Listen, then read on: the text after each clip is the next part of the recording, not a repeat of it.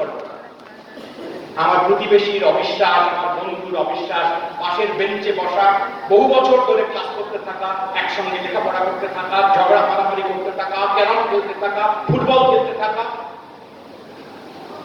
মানুষের সন্দেহ এসে পৌঁছলে ঠিক কেমন লাগে? এই খতিয়ান কি আমার মৃত্যুর সঙ্গে সঙ্গে ফুরিয়ে যাবে? কেমন লেগেছে ওই ক বাবু কিংবা খ দিদি, ওই কয়েকটা দিন, ওই কয়েক বছর? আমার মৃত্যুর সঙ্গে সঙ্গে কি তা শেষ হয়ে যাবে, ফুরিয়ে যাবে? এই বিপন্নতার রং মুছে ফেললেই, স্যানিটাইজড একটা ভোটার লিস্ট এসে পৌঁছলে তা বাতিল হয়ে যাবে? যাবে না। কিন্তু আমার তো দক্ষতা নেই স্যার। এই বেদনা আমি কাকে দিয়ে যাব? এই বেদনা ধরতে পারে, এই বেদনা রাখতে পারে, এই বেদনা বইতে পারে এমন গান করি।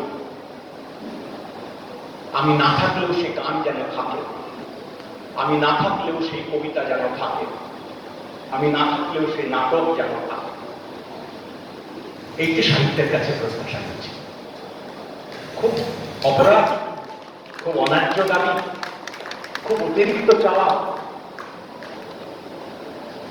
আপনি তো আত্মপ্রকাশ করবেন, আপনার সূক্ষ্মাতি সূক্ষ্ম গভীর মেটাফিজিক্যাল কোয়েস্ট যা আছে, ভারী ভারী সব শব্দ, সে শব্দ আপনি লিখবেন কবিতায়, উপন্যাসে। আপনার নিজের কথাই তো আপনি লিখবেন। সে একটা পুরনো গান ছিল, সবার কথা তুমি বলেছো কবি, এবার একটু নিজের কথা বলো। ওই কবির কথাটি একটুখানি ফেরত নিয়ে উল্টে দিকে চালিয়ে কাতর বলবার চেষ্টা করছি। নিজের কথা বলেছো কবি, এবার একটু আমার কথাও বলো। কবি বলবেন, নিশ্চিত ভাবে বলবেন, এই যে এতকাল বলে এসেছি তা শুধু আমার কথা ছিল, তা তো তোমাদেরও কথা ছিল, তারপর সকলেরই কথা ছিল, অন্যের কথা ছিল, অপরের কথা ছিল,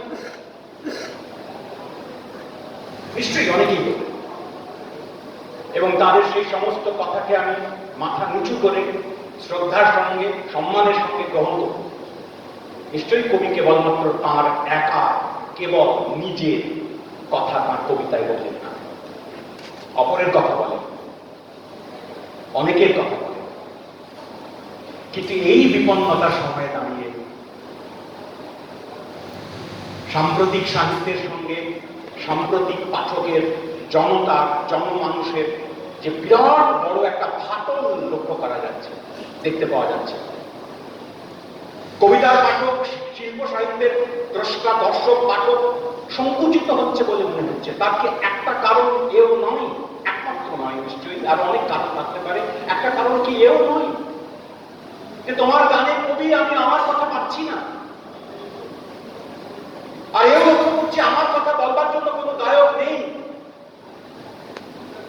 আমি দিনহাটা, আমি শীতলকুচি, আমি তরাইয়ের জঙ্গল, আমি চা বাগানের বস্তি, আমি দক্ষিণ 24 পরগনা নদীর কিনার, আমি কাকদ্বীপ। আমার কথা বলছো না।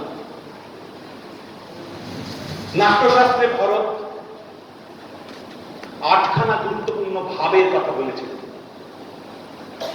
রতি, হাস, শোক, ক্রোধ, উৎসাহ, ভয়, জুগুপ্সা, বিস্ময়।